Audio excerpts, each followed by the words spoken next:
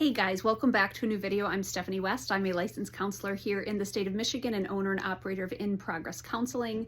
We're going to talk about a really tried and true anxiety reduction strategy and a way to guide our thoughts towards thoughts that are helpful and thoughts that are healthful. And one of the pieces that often sends people into, high scrutiny, high judgment, even into a tailspin, immense amount of discomfort, it's the thoughts that show up for them, right? And so I actually deal with a lot of people who are like, Steph, I thought this thought and it's terrible. What do I do? And there's this kind of horror that comes with the thoughts that we think. And so we have to run out what the numbers say. Now, the research is pretty varied. Some numbers say that we think as few as, and I'm being a little ironic here, as few as 12,000 thoughts a day, but we actually are typically closer to like the 30 to 50,000 thoughts a day. And we've talked in the past how you can grab a thought and you can, call it your reality and you can make it into a really big deal like, oh, I can't believe I thought that. But when we go into the research says that, like 60 to 65% of our thoughts are more of kind of business as usual. It kind of keeps us into the rhythms of our day. We have, a small percentage of thoughts that are novel, new learning, new musings. And then we have like 10 to 13% of thoughts that are like absurd and just maybe uncomfortable, unnecessary, something that kind of, gives us the ick factor. And we're like, ooh, I can't believe I thought that. So the strategy that I use with clients, and we train our brains this way, it's never about that first thought, because that first thought flies over our head or it flies through our mind and we can grab it. But what is the second thought? The second thought is the PowerPoint. I cannot stop a thought from showing up.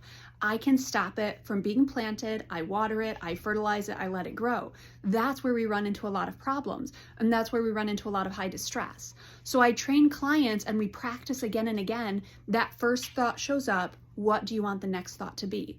So that first thought shows up and it's a fear-based thought. What do you want the next thought to be?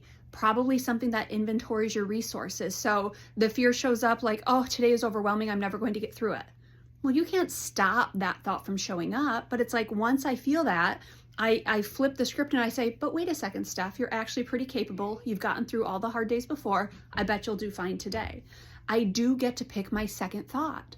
Now, let's say theoretically, you're kind of watering the thoughts, the hard ones, the ones that are, hopeless or sad or frustrated. And they go, thought 2, thought 3, thought 4, and you're building up the intensity of distress. Any point you can stop that and say, wait, what's the next thought? We have so much power harnessing and directing our thoughts, and often we don't realize that we have a lot of influence over things. Now, I'll have clients say, Steph, I've been practicing second thought work for a really long time. Sounds like we've got more practicing to do.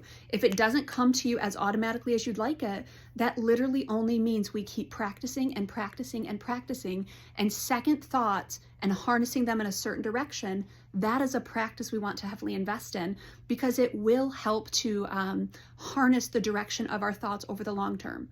I cannot stop a thought from passing over passing through my mind initially. I was going to say passing over my head, but that's not what thoughts do.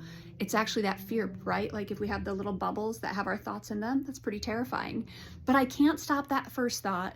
What do I want to do with the second thought? There's a lot of power in deciding where do I want to steer my thoughts once that first intrusive or bothersome or distressing thought shows up. That's what I want to invite you into today.